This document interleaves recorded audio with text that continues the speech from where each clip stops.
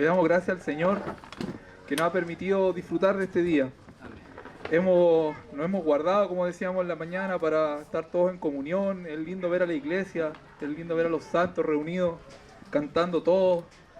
Y obviamente le damos gracias al Señor porque Él ha tenido misericordia de cada uno de nosotros. Él ha tenido esa misericordia que tal vez nadie más en nuestra vida va a tener por nosotros. Y estamos totalmente agradecidos de Él. Lo que voy a compartir hoy en la tarde, dentro de lo que hemos venido desarrollando durante el día, tiene que ver con la grandeza de la cruz. Luego Luis también va a continuar con este título, por decirlo de algún modo, pero no perdamos de vista la conexión que hemos tenido con los temas que tocaron los hermanos en la mañana y también con los temas que van a venir de forma posterior. En ese mismo sentido, lo que les voy a compartir en este tiempo es la grandeza de la cruz, y lo vamos a subdividir de cierta forma en 8 conceptos o en 8 títulos en que podemos sistematizar un poco este compartir respecto a lo que es la grandeza de la cruz. ¿Ya? Y el primer concepto, el primer título que vamos a ver tiene que ver con la grandeza de esa única ofrenda. ¿Ya? Si nosotros vamos al libro de Crónicas, a Primera de Crónicas 29, en el capítulo 29, versículos 21-22, podemos encontrar allí lo siguiente. Dice: y se sacrificaron víctimas a Jehová, y ofrecieron a Jehová holocaustos al día siguiente, 1000 becerros, 1000 carneros, 1000 corderos con sus libaciones, y muchos sacrificios de parte de todo Israel. Y comieron y bebieron delante de Jehová aquel día con gran gozo, y dieron por segunda vez la investidura del reino a Salomón, hijo de David. Y ante Jehová le ungieron por príncipe y a Sadoc por sacerdote. En esta parte de la Biblia vemos cómo al momento de cierta forma nombrar el reino al rey Salomón por parte de David, y no perdamos de vista lo que hemos estado compartiendo durante toda la jornada.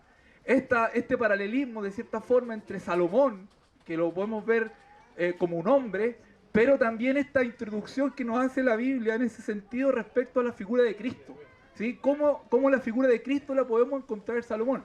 Y obviamente mucho más ampliada, sin ningún tipo de comparación respecto a lo que es la figura de Cristo. Entonces, en este momento, en ese sentido, lo que está ocurriendo entonces en el pueblo de Israel es que están nombrando a Salomón como el rey.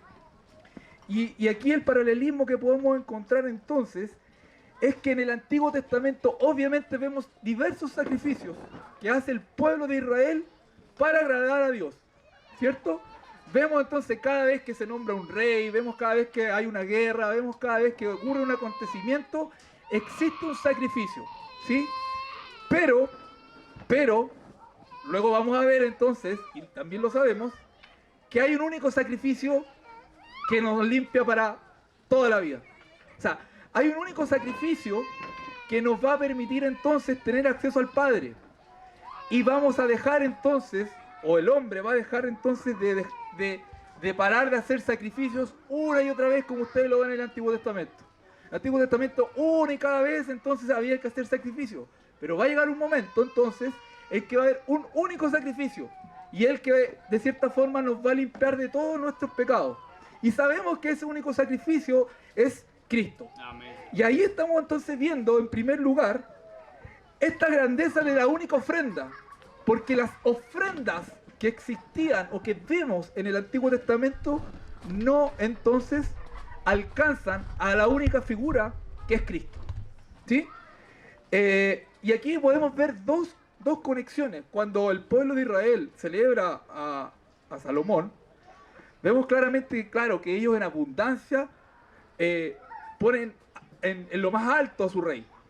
Y por lo tanto, si hacemos el paralelismo con Cristo, nosotros vemos entonces la entronización de Cristo también, en la figura de los sacrificios en este contexto que hacen al rey Salomón. La entronización también lo vamos a ver en el compartir que viene un poquito más adelante, no por mi parte, sino por los otros hermanos. Pero aquí hay un paralelismo. Entonces, cómo el pueblo ensalzaba al rey Salomón, Y nosotros también entonces vemos cómo nosotros podemos ensalzar a Cristo. O sea, podemos llamar a Cristo a nuestra vida. Amén. Y la segunda conexión que podemos ver ahí tiene que ver con el significado de la iglesia en la cruz. Y es algo que yo tampoco voy a desarrollar, es algo que también se va a desarrollar mucho más adelante. Pero sabemos que Cristo, cabeza de la iglesia, ¿sí? Sabemos que Cristo, en definitiva, es la cabeza en donde nosotros nos sustentamos, en donde nosotros nos dirigimos. Y ahí entonces nuevamente vemos como en la figura de Salomón, un rey que está en la cabeza, y nosotros tenemos, obviamente, lo sabemos, a Cristo, que es nuestra cabeza, en nuestro rey. Entonces, ese es un primer concepto. El segundo concepto, y un poquito yo también se lo anticipábamos, tiene que ver con los millares de sacrificios inútiles que existieron en el Antiguo Testamento. ¿Sí? Entonces, todo era inútil al fin y al cabo, porque al final, porque no existía un final. Fíjense que cada vez entonces que había pecado, cada vez que había un acontecimiento, tenían que haber entonces ofrendas y había sacrificio, y una y otra vez esto ocurría, una y otra vez se repetía, generación tras generación, esto se iba repitiendo, ¿sí? Entonces, no sé, yo supongo ahí que habían israelitas que tomaban la carga de una familia, después se trascendía a la otra, a la otra, a la otra y a la otra. Y era entonces un cuento de cierta manera de nunca acabar, ¿sí? Y al parecer tampoco entonces la conciencia del pecado que cometían no era consciente el pueblo propiamente tal. Y por lo tanto, esos sacrificios terminaban siendo inútiles. Esos sacrificios no servían de nada, ¿sí? Porque una y otra vez entonces venía el pecado, venía el lamento y venía entonces el sacrificio. Pero sabemos entonces que hubo el sacrificio que venía de cierta forma a redimirnos a todos nosotros. Venía ese sacrificio de cierta forma a cancelar aquellos pecados, aquella conciencia, aquella naturaleza nuestra que finalmente nos alejaba del Padre. ¿Sí? Entonces, ¿qué ocurre en la cruz? Ya no hay que volver a hacer sacrificio, hermano. Amén. ¿Por qué? Porque el Señor ya lo hizo por nosotros. Gracias, Señor. El Señor ya limpió nuestros pecados.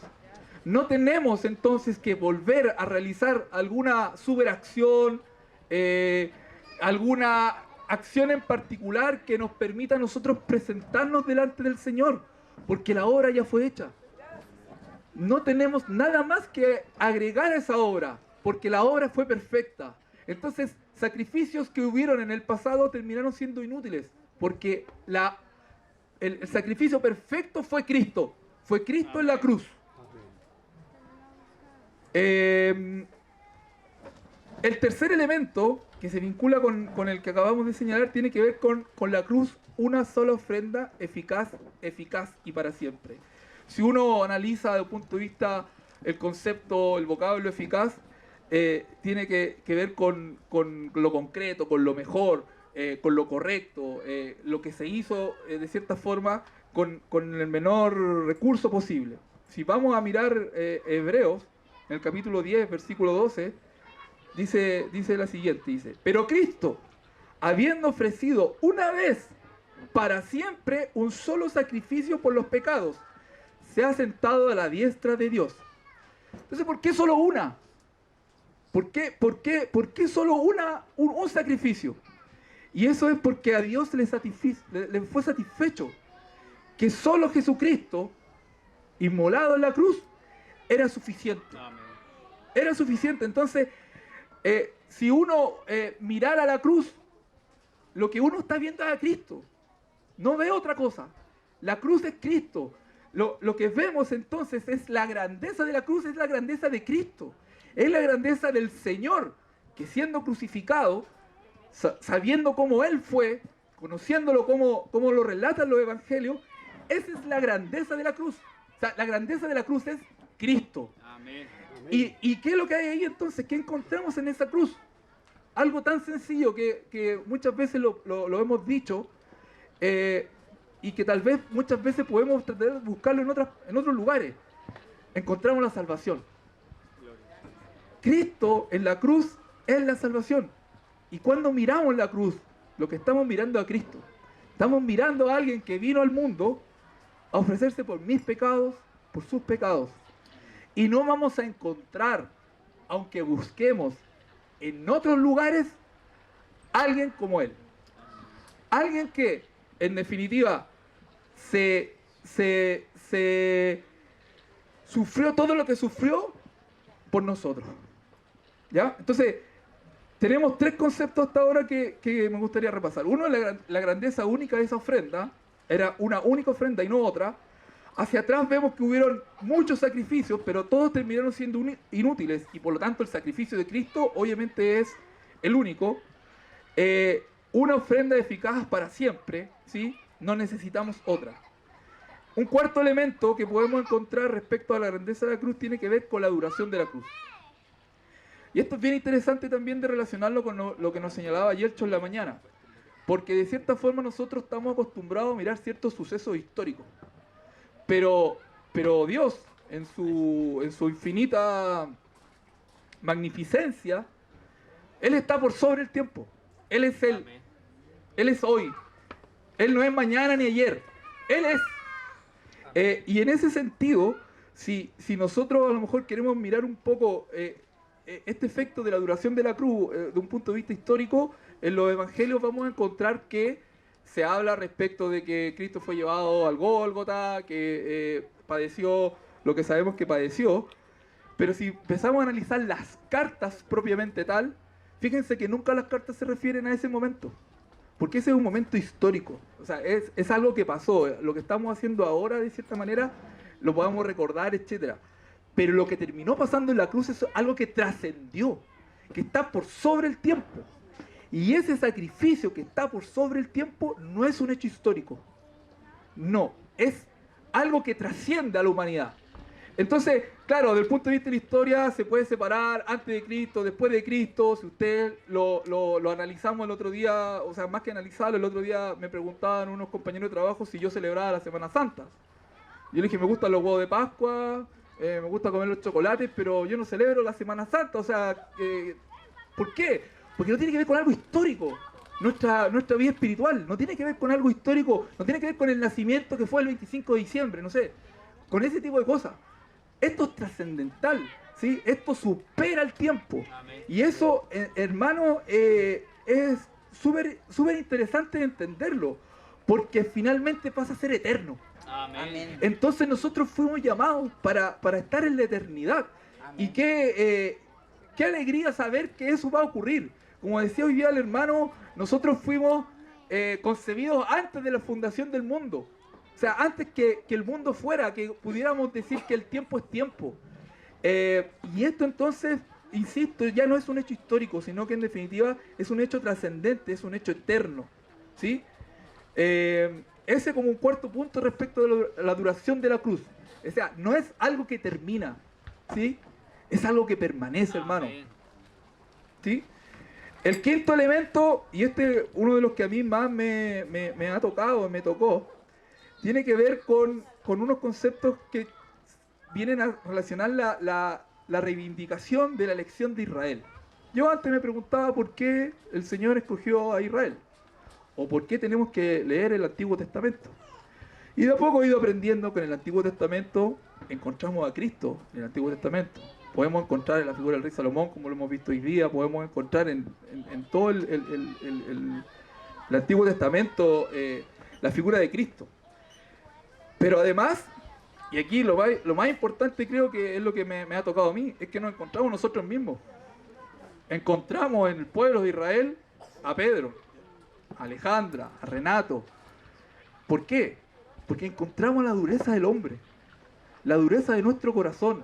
Encontramos a ese hombre pecador, a ese hombre que se rebela, a ese hombre que una y otra vez tiene una nueva oportunidad, pero una y otra vez vuelve a fallar. Entonces, yo siempre me he preguntado, ya, pero ¿por qué entonces había que leer el Antiguo Testamento? Y el Antiguo Testamento nos muestra a nosotros, nos desnuda a nosotros, como ser humano, como alguien que en definitiva es pecador. Y entonces uno podría decir, bueno, ¿por qué entonces Dios elige a Israel? si uno a lo mejor lo ve de un punto de vista o un contexto histórico, en aquel tiempo Israel obviamente es un pueblo monoteísta, un solo Dios, y alrededor de la cultura israelita había muchos dioses. Y lo que Dios quiere, y ahí de nuevo me enfrento yo, nos enfrentamos todos, lo que Dios buscaba era un pueblo para su consagración. O sea, quería un pueblo que se consagrara al Señor. Quería un pueblo que tuviera un corazón para el Señor, que se dedicara al Señor. Pero como hemos visto, el pueblo de Israel una y otra vez caía. Como vemos, Pedro una y otra vez cae. Una y otra vez vuelve en definitiva a pecar. Pero ¿qué es lo interesante entonces? ¿Qué es lo hermoso? Es que Cristo, siendo judío, nos reivindica. Cristo, siendo de la raíz de Abraham, ¿sí?, reivindica al pueblo de Israel en la cruz. Y nos reivindica a nosotros también. Porque nosotros somos pueblo escogido, hermano. Entonces, cuando nosotros entonces vemos al Señor Jesucristo en la cruz, nosotros vemos también que el Señor cumplió su promesa. Cumplió su promesa de incluirnos a nosotros. Cumplió su promesa de intermediar por nosotros, de cancelar aquella naturaleza nuestra en la figura de Cristo, y en este sentido la elección también entonces de Israel. Un sexto elemento que también encontramos es también el Señor, también Dios vindicado como creador. Yo me he preguntado muchas veces, ¿por qué si en el diseño perfecto del Señor Jesucristo, de Dios, en la creación del hombre, inmediatamente tuvo que diseñar un plan de salvación? Porque Dios lo sabe todo. Dios sabía que íbamos a caer. Entonces, ¿por qué? ¿Por qué Dios, sabiendo que en nuestra naturaleza íbamos a caer, inmediatamente tenía un plan? Inmediatamente tenía una segunda oportunidad. Y entonces alguien que nos enfrente o que se enfrente de cierta forma al Evangelio, o a Cristo, puede perfectamente entonces plantearlo de esa forma. ¿Por qué, siendo Dios, sabiendo que íbamos a pecar, inmediatamente entonces crea un plan? ¿Sí? Pero ese plan es perfecto, fue perfecto. No fue una tragedia de cierta forma. Fue una oportunidad que a través de Cristo, entonces, el Señor se vindica como creador. ¿Por qué? Porque a través de Cristo, entonces, Dios nos vuelve a dar una oportunidad. Porque a través de Jesucristo, el Señor nos permite entonces volver a estar en su presencia. Nos permite nuevamente entonces separarnos, nuestro corazón, separarnos nosotros, para que Dios pueda habitar en nosotros, pero a través de la figura de Cristo. ¿Sí? Entonces, en este sexto elemento, Dios es vindicado como creador. El penúltimo elemento tiene que ver con el vencer los poderes celestiales.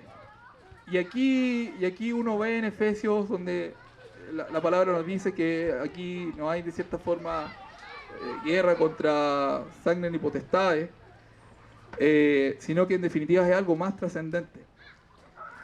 Pero aquí es el punto clave, hermano, y tiene que ver con nuestra fe. ¿Por qué en definitiva tiene que ver con poderes celestiales? Por algo tal vez puede ser muy básico, pero que siempre tiene que estar con nosotros. Porque el Señor resucitó. El Señor venció la muerte. Amén. No sabemos de otra persona que lo haya hecho. Entonces, cuando el Señor vence la muerte, al que está venciendo, al que tiene el imperio de la muerte, y al que lo tuvo, Satanás. Entonces, en ese sentido, la cruz lo que viene a hacer entonces es a vencer todos estos poderes celestiales. Porque cada vez que nosotros vemos a Cristo en la cruz, vemos a alguien que murió por nuestros pecados, pero que a su vez venció la muerte. Amén. Con Él nosotros morimos en la cruz, Amén. pero también hemos resucitado.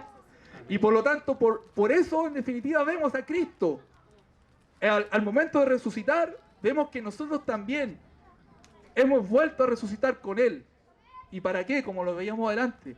Para trascender, para estar por sobre la historia, para estar con Él en la eternidad.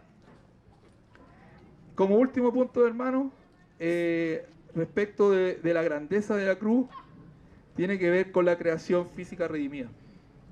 Todo lo mundano fue vencido en la cruz.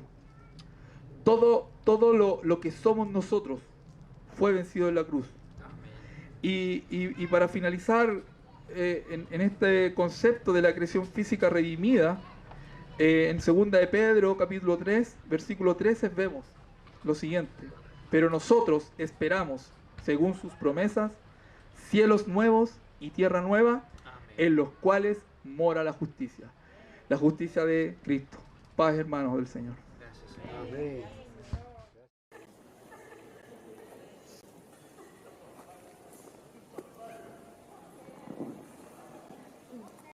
Buenas tardes, hermanos, un gusto estar acá. Los saludo y cuando supe que iba a estar Pedro, iba a estar yo, además de Cristo, con Pedro nos une, tenemos algo en común, que por medio de nuestras esposas, que el Señor también las usó, les dio gracia, nosotros estamos acá. Y gracias también a la iglesia que nos acogió y nos mostró a Cristo. Gracias, Señor, por ella. Yo tengo un recuerdo, bueno, ahora está aquí la familia de mi amigo Juan Carlos. Tengo el recuerdo el momento en que yo me encontré con Juan Carlos. Siempre me acuerdo de ese momento. Y ahora hago una retrospectiva y veo cómo mi vida, yo siento que hubo una lucha para que yo menguara, y yo no sabía lo que era.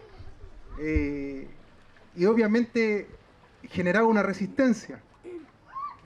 Pero en realidad, mientras yo menguaba, no me daba cuenta y Cristo estaba creciendo en mí. Eso es cuando uno mengua y naturalmente, gradualmente, como de repente aparece la figura del alfarero cuando está formando una figura. Y esa figura en nosotros es Cristo, hermanos.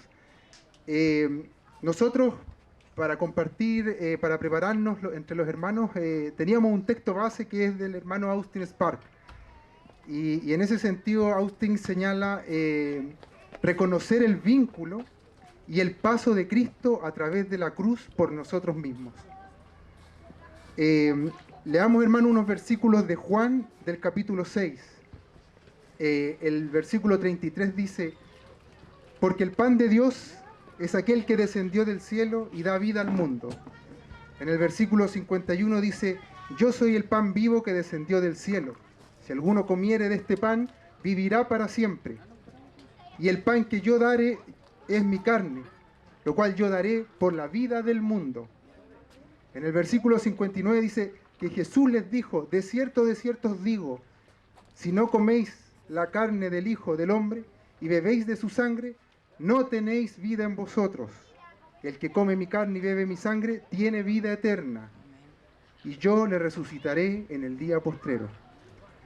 En el versículo 58 del mismo capítulo de Juan dice: este es el pan que descendió del cielo, no como vuestros padres comieron el maná, un poco como lo que decía Pedro, y murieron. El que come de este pan vivirá eternamente. En el 63 dice: el espíritu es el que da vida, la carne para nada aprovecha. Las palabras que yo os he hablado son espíritu y son vida. Reconocer este vínculo con una nueva vida.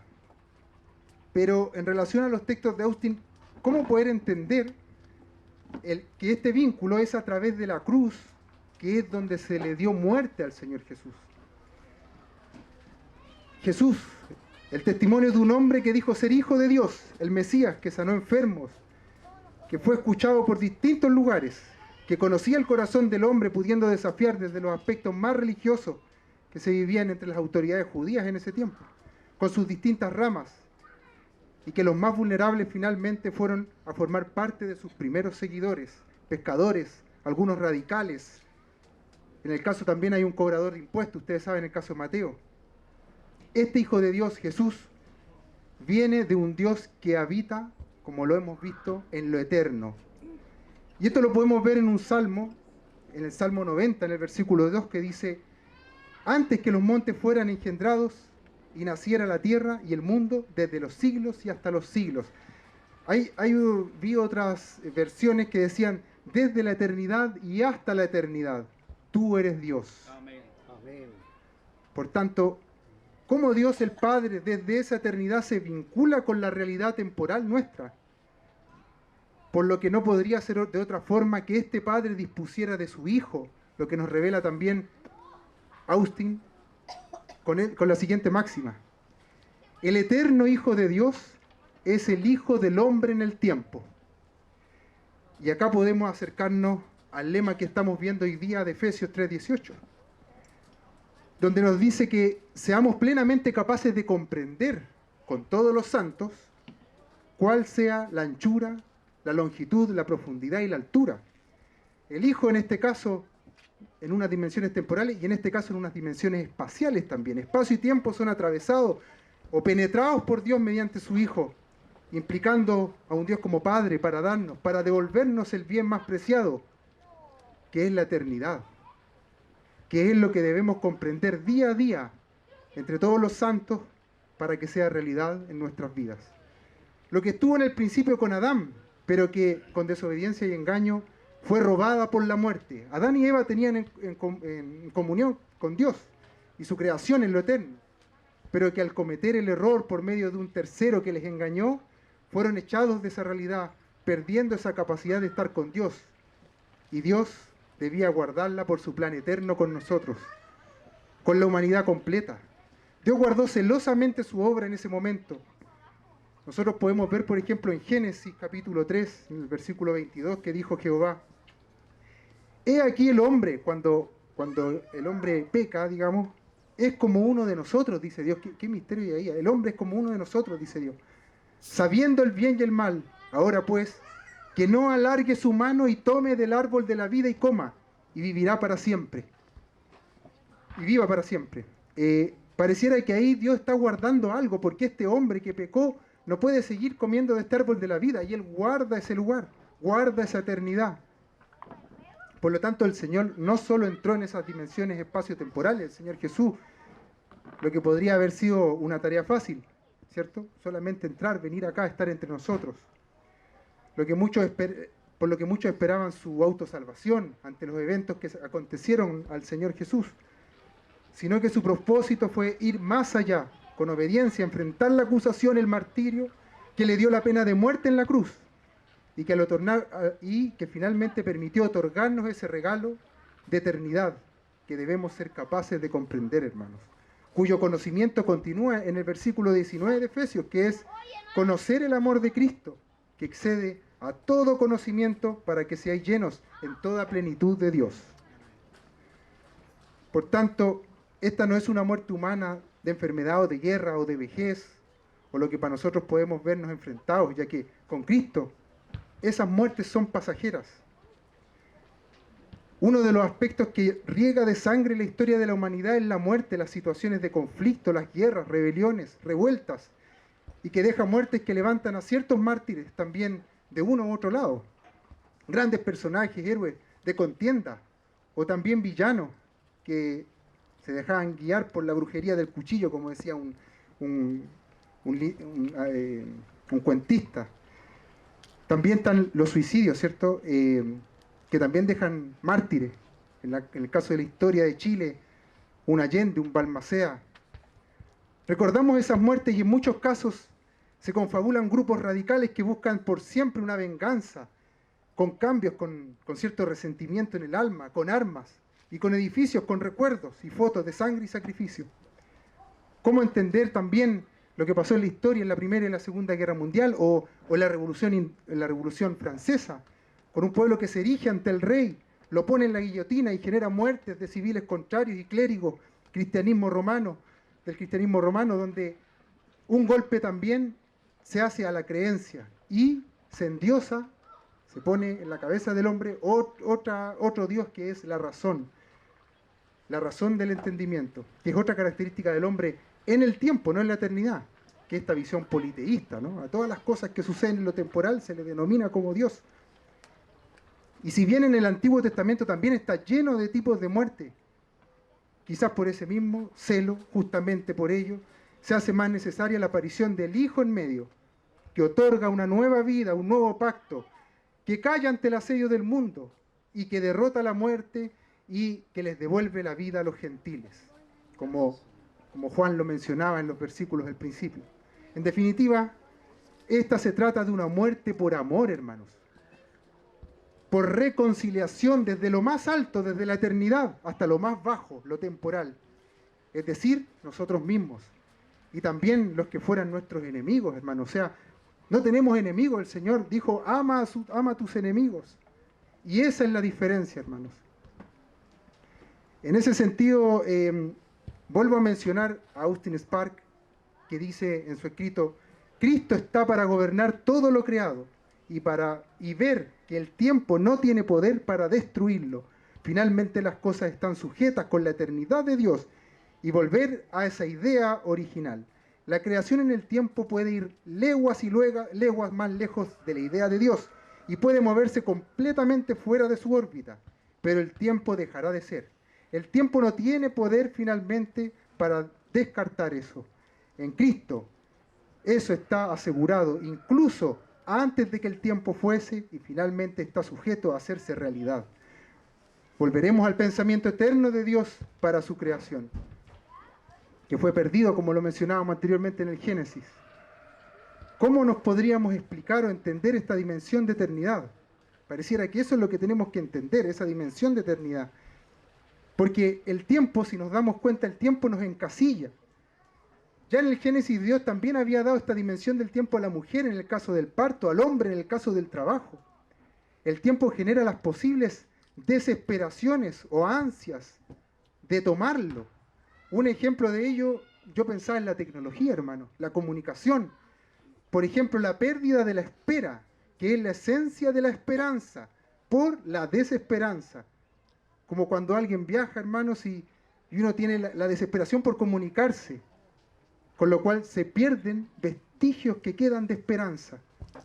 Austin dice, el tiempo ahora significa interrupción, desorden, corrupción, pero estas dimensiones no son vistas de forma maniquea, o sea, lo negro, lo blanco, el tiempo, la eternidad, lo malo, lo bueno. Lo malo, lo bueno, ya que Dios igualmente usa esto para revertir la vida del hombre y darle una respuesta, una esperanza a sus vicisitudes. Pero se mantiene la pregunta de cómo entender o cómo valorar esta dimensión eterna de Dios, y es que el corazón, hermano, tiene un tema importante en su naturaleza espiritual, una dimensión eterna. El otro día veía unos comentarios de estudios del corazón en relación, por ejemplo, al cerebro. Es el único órgano que envía información al cerebro.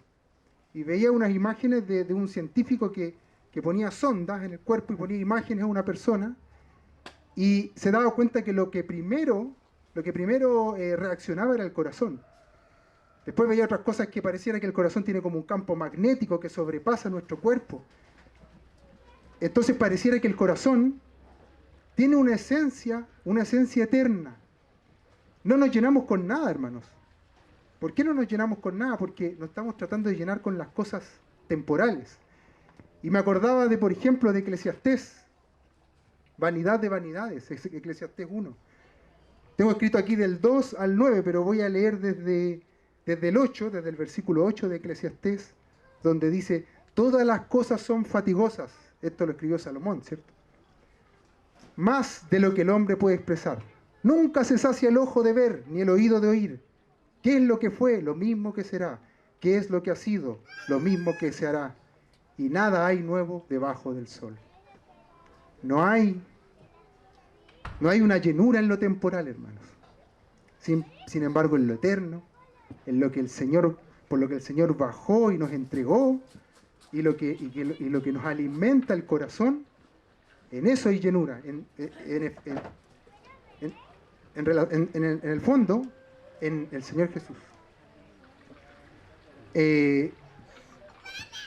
Reconocer un Padre espiritual que está en los cielos y que nos guía, nos enseña y nos hace crecer para el momento de estar más allá en esa eternidad para lo cual descendió, el Señor y nos habló con amor. Cuando estaba estudiando estas cosas se me veían unas imágenes, me acuerdo de la Dani en el salón, que si bien todos cometemos el error de repente de refunfuñar con los hijos, en fin, pero una imagen de cómo hablarle a los niños. Entonces, un día la veía que ella se agachaba y le hablaba directamente a los ojos a los niños, con amor, con paciencia. Y pareciera que así también lo hizo Dios, con el Señor, que bajó, que descendió y que nos habló. Entonces, en el principio, el hombre perdió lo eterno. Finalmente, ya hermanos, llegando al final, podemos hacer un resumen que en el principio el hombre perdió lo eterno, la comunión con Dios. En lo temporal, Dios se hizo hombre por medio de Jesús, el Mesías, que nos mostró señales y prodigios jamás vistos, por lo que necesitamos volver a Él, vivir en Él y crecer, como un niño crece al amparo de sus padres día a día, pero tampoco en soledad, sino, como dice Efesios, con los santos, con los cuales en conjunto como un edificio se construyen los unos con los otros y pueden estar en comunión, en crecimiento hacia una vida con lo eterno. Cuando se ora muchas veces, hermano, uno dice, Señor, tú ya sabes todas las cosas. Y de repente una mirada así como más incrédula podría decir, bueno, si el Señor sabe las cosas, ¿por qué entonces estamos donde estamos? No sé. Ante esto, en lo temporal hay una desesperación. Esa pregunta de por qué Dios sabe todas las cosas, porque no estamos todavía en lo temporal. Sin embargo, en la eternidad, cuando uno dice, Señor, tú sabes las cosas, se encontrará paz para nuestro corazón, fe, esperanza, tranquilidad y crecimiento espiritual para vida eterna. Por ello, vuelvo a repetir Efesios, seáis plenamente capaces de comprender con todos los santos cuál sea la anchura, la longitud, la profundidad y la altura. El otro día comentábamos con los hermanos que esta es como la figura de un cubo, pero yo como que no me cabía mucho esa, porque un cubo tiene 3 dimensiones, y aquí en Efesios se está hablando de 4. Entonces, para mí, cuando dice cuál sea la anchura, la longitud, la profundidad y la altura, en realidad se está hablando de la grandeza de este conocimiento. Y de la grandeza, en este caso, hermanos, de la muerte de Cristo. El otro día se señaló, finalmente, me acordaba también de la palabra expiar o expiación. Y que tiene los siguientes significados: borrar las culpas, purificarse de ellas por medio de algún sacrificio, por medio de un tercero. Otra, dicho de un delincuente, sufrir la pena impuesta por los tribunales. La tercera, padecer trabajos a causa de desaciertos o malos procederes. Las dos últimas tienen que ver con el mundo, con lo temporal. La primera con la grandeza de la muerte de Cristo, que por medio de Él nos purificó de esa condición.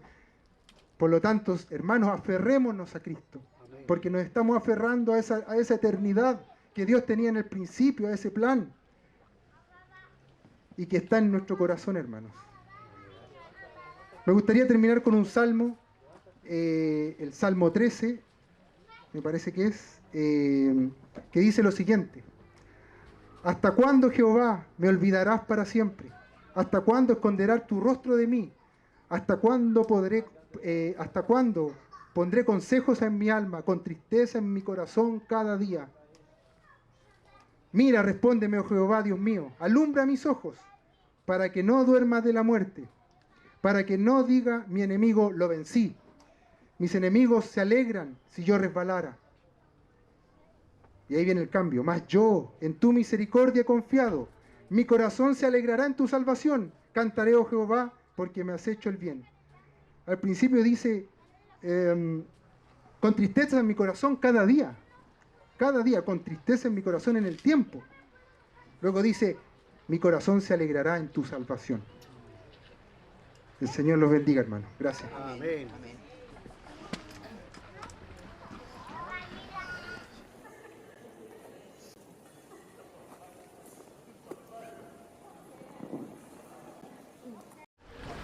Amén. Gracias, Señor. Son varios mensajes que vale la pena repasarlos, hermanos. Vale la pena volver a compartirlos, vale la pena volver a leerlos. Creo que sería bueno que todos los hermanos tuvieran acceso al documento que se compartió entre los hermanos para compartir hoy día, porque como les digo, vale la pena. Son temas que uno los da por conocidos, ¿cierto? Si fuera por conocimiento, los que llevan más tiempo estarían graduados en la fe, ¿cierto? Pero todos seguimos aprendiendo todos los días en el Señor. Y cuán bueno es volver a repasar estas cosas. Esta va a ser, si el Señor lo permite, va a ser el último compartir de hoy. Tiene relación con la grandeza de la resurrección. Y para eso quisiera que los hermanos abran la carta a los Efesios, capítulo 1, versículo 19. Quisiera leer desde el 17 y 18 para entender qué es lo que dice el 19 en sí. Estamos leyendo desde el 17.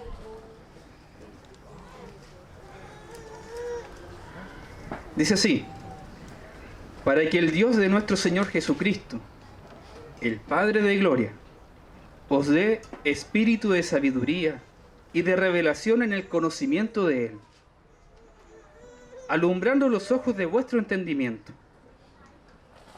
para que sepáis cuál es la esperanza a la que Él os ha llamado, y cuál es la riqueza de la gloria de su herencia en los santos. Y aquí viene el versículo del cual vamos a compartir. Y cuál la supereminente grandeza de su poder para con nosotros, los que creemos, según la operación del poder de su fuerza, la cual operó en Cristo Jesús, resucitándole de los muertos y sentándole a su diestra en los lugares celestiales. Lo que está haciendo el apóstol Pablo es rogar al Padre, que los ojos de los hermanos sean abiertos, sean alumbrados los ojos del entendimiento. Y en el versículo 19 dice: y cuál la supereminente grandeza de su poder para con nosotros los que creemos. Y el apóstol ya comienza a utilizar estos llamados superlativos, que los hermanos ya nos han compartido en otras instancias. ¿Cuándo se utilizan los superlativos? Y de acuerdo a lo que fui entendiendo en la lectura de este compartir, es cuando algo ya es tan grande, es tan glorioso que el lenguaje humano queda corto. Entonces el apóstol dice: y conozcan la supereminente grandeza de su poder para con nosotros, para con la iglesia, la cual operó en Cristo resucitándole de los muertos y sentándole a la diestra en los lugares celestiales. Este pasaje nos habla de un Cristo exaltado, de un Cristo que está a la diestra de Dios el Padre. Nos habla de un Cristo que venció a la muerte y al que tenía el imperio de la muerte. ¿Es así? Amén, ¿cierto? Pero hay algo tan particular, que este Cristo no es un Cristo exaltado pero aislado. Él lo dio por cabeza a la iglesia. Por lo tanto, esa gloria de esa resurrección, nosotros también hemos sido incluidos. La iglesia también fue incluida en aquello. El hecho de que Cristo aparezca sentado a la diestra de Dios el Padre es el punto final en el ejercicio de la resurrección. Y hay algo más llamativo todavía. Cristo está en un lugar en donde ningún otro hombre jamás ha estado presente, a la diestra de Dios el Padre. Él está como nuestro representante delante de Dios. Y aquí hay algo que el hermano dice que me llamó mucho la atención. ¿Puede ser Cristo nuestro representante delante de Dios? Uno podría decir sí, pero ¿por qué? Y aquí el hermano coloca el ejemplo de una flor. Supongamos que yo tomo una flor de acá y le digo: esta flor es el ejemplar perfecto de su especie. ¿Por qué? Porque cumple en todos los aspectos con lo dicho por Dios en la creación. Atravesó por todas las cosas en las cuales Dios destinó desde un principio para aquella flor. En el caso de Cristo es exactamente lo mismo. Él vino a la tierra, ¿cierto? Estuvo en medio nuestro, dice la Escritura, como hombre, ¿cierto? Se levantó victorioso, murió y resucitó.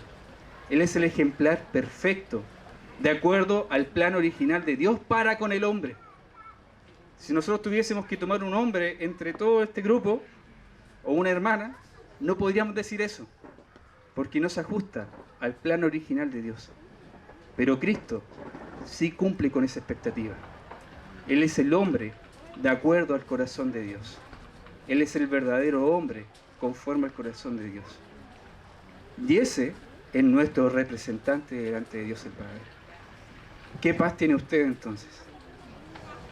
Yo puedo decir en la fe, tengo paz absoluta, porque nuestro representante está ahí. ¿Se acuerdan cuando están apedreando a Esteban? ¿Qué es lo que dice Esteban cuando está entregando ya su vida al Señor? Veo los cielos abiertos y al Hijo del Hombre sentado a la diestra. Qué glorioso, hermanos. Qué glorioso es lo que vive la iglesia. Hoy día en la mañana hablábamos de lo necesario, es que los hermanos tomemos toda la provisión dada por Dios, toda, absolutamente toda. Y esta realidad de que Cristo está sentado a la diestra de Dios y es representante nuestro, y es una de las bendiciones, de las tantas bendiciones que nos fue dada, que nos permite vivir en absoluta paz en esta tierra, en este paso que tenemos por este tiempo. Ahora, si yo les preguntara a ustedes, ¿hay otros casos de hombres resucitados en la Escritura? Hay más casos, ¿cierto? Y lo más probable es que nos acordemos de Lázaro, ¿cierto? Y quisiera pedir que los hermanos buscáramos el pasaje que está en el capítulo, en la carta en el Evangelio de Juan. Denme un segundo que lo tenía anotado por acá.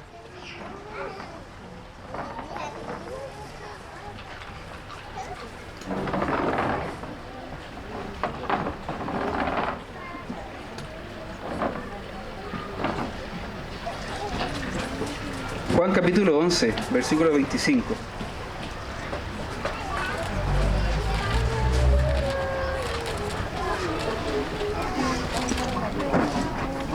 Juan 11, perdón, versículo 25. Sí.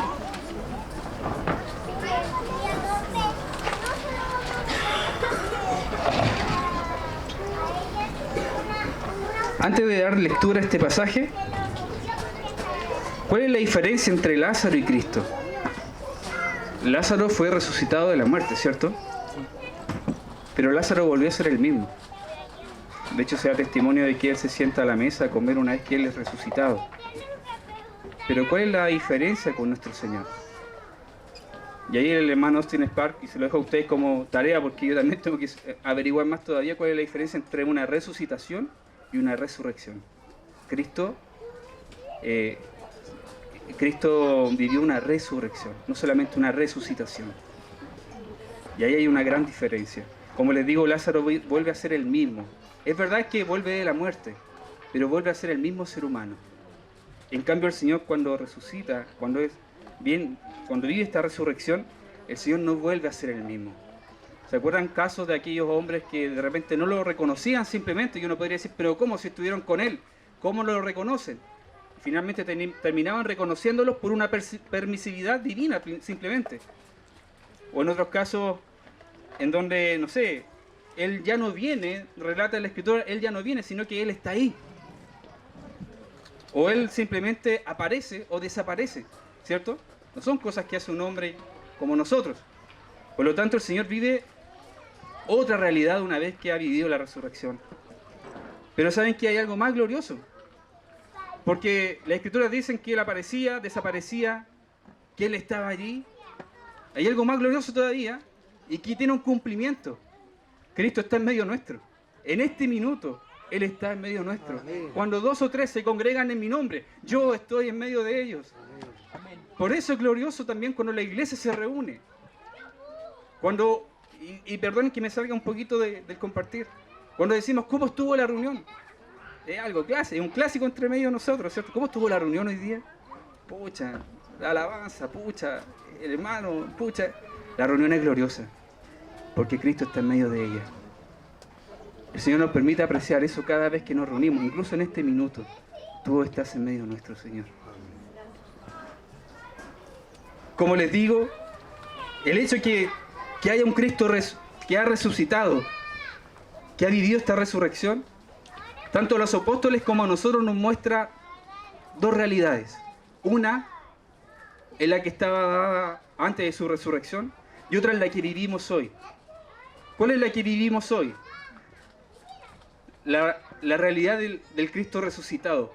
¿Y cuál es esa realidad? Pedro ya lo mencionó en partes. Una realidad en donde el Señor no se rige a los tiempos. El Señor no es limitado por ningún factor humano. Nosotros como seres humanos estamos limitados al tiempo. Nosotros estamos limitados humanamente. El hombre sin Cristo está limitado a la muerte. La muerte marca un final para todas las cosas, ¿cierto? Pero hay algo tremendo. Cristo venció a la muerte. Y cuando el Señor se hace presente, aún el tiempo pierde su validez, porque Él es soberano sobre todas las cosas. Sobre todas las cosas, mis amados hermanos. Leamos el pasaje que estaba diciendo. Juan capítulo 11, versículos 24 y 25. Marta le dijo, en el versículo 23, Jesús le dice a Marta, tu hermano resucitará. Versículo 24, yo sé que resucitará en la resurrección en el día postrero. Pero fíjese que lindo, porque Marta podría haber seguido hablando. Y aquí el hermano Austin hace como un punto. Fíjese en este detalle. El Señor rompió en ese minuto, parece para que Marta no siguiera hablando. Porque Marta le dice, yo sé que resucitará en el día final. Esa es nuestra esperanza, ¿cierto? Sobre todo cuando nuestros hermanos parten antes que nosotros. Pero el versículo 25 parece quebrar esa condición. Y dice, yo soy la resurrección y la vida. El que cree en mí, aunque esté muerto, vivirá. ¿Saben cuál es el punto máximo de este versículo 25? Es que aunque Marta estaba esperando el día final para que su hermano resucitara, el hecho de que él dijera, yo soy, lo eterno está rompiendo las barreras del tiempo y ese día postrero se está haciendo presente hoy día. Y eso mismo ocurre en la iglesia, cuando el Señor opera en medio de la iglesia. No es necesario esperar hasta el final de los tiempos para vivir la realidad en Cristo en medio de su casa. Cuando el yo soy se hace presente, no hay barrera alguna que sea capaz de levantarse. Ni siquiera las tinieblas, en su más absoluta densidad, son capaces de levantarse cuando el yo soy se hace presente. Hermanos amados, si le tengo una noticia más grande todavía, somos uno con Cristo Jesús. Y la iglesia vive esa realidad, la realidad del yo soy. La iglesia es su cuerpo y Él es su cabeza. El Cristo resucitado, ¿qué hizo?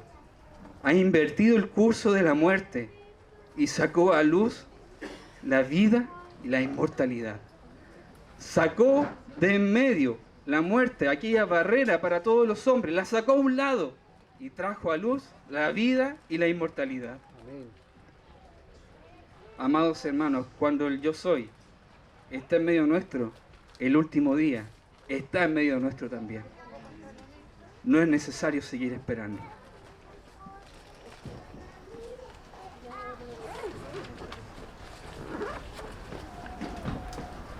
Todas las limitaciones en Él son desechadas.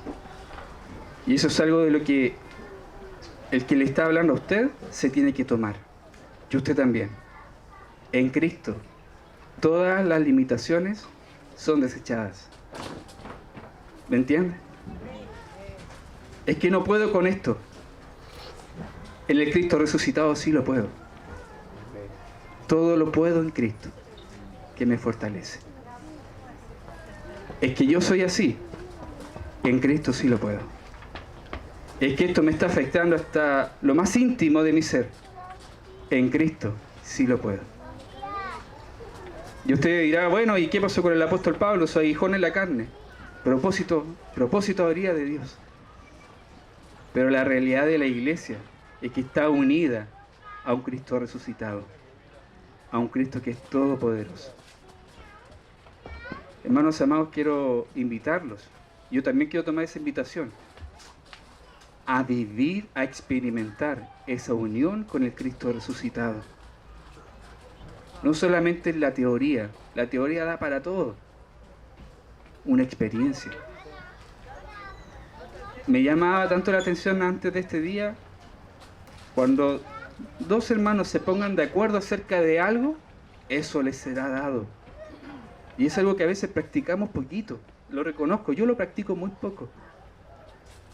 Pero si lo comenzamos a practicar en la iglesia y empezamos a ponernos de acuerdo para atar cosas aquí en la tierra y desatar cosas aquí en la tierra, de acuerdo al plan divino, el Cristo resucitado va a operar. No nos limitemos, amados hermanos. Cuando nosotros tocamos estas cosas, como les decía en el principio, el lenguaje humano queda totalmente corto. Y por eso el apóstol hace uso de estos superlativos. Dos santos reunidos pueden ser el instrumento para el funcionamiento de aquel a quien se le ha dado toda autoridad. Toda autoridad. Vamos a leer el Evangelio de Mateo capítulo 28.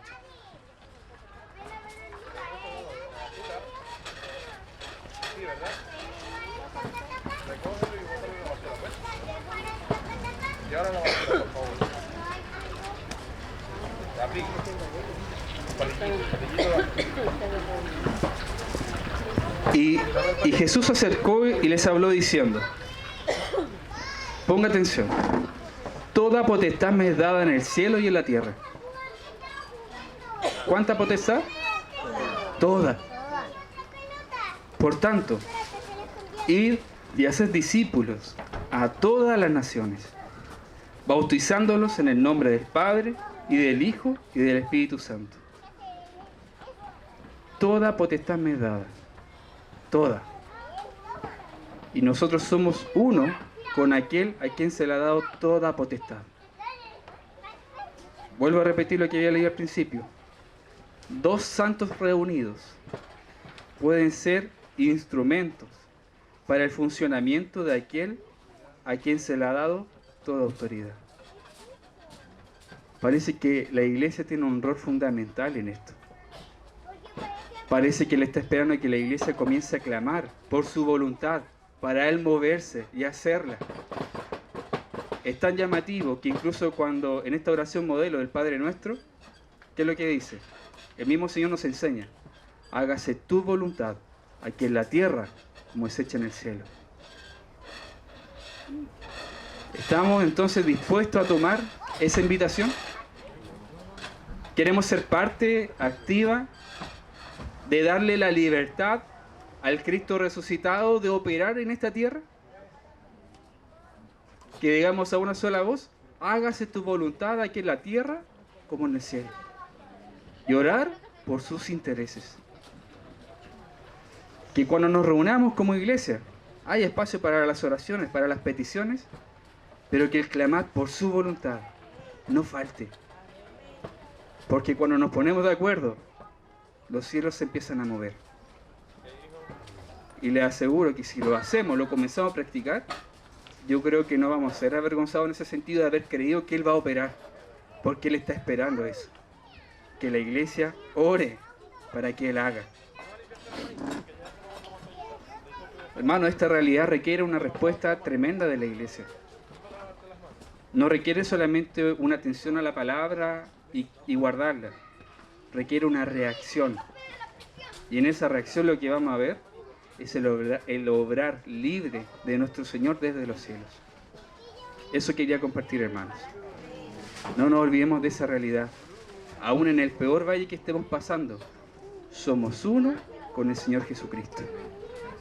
Con ese Señor resucitado. Con ese Señor que venció absolutamente todas las cosas. Y cuando diga, pero es que esta situación que es natural está en medio, aún las situaciones naturales se someten al señorío de Cristo. El tiempo, la muerte, todas las cosas se someten a Él. Amén.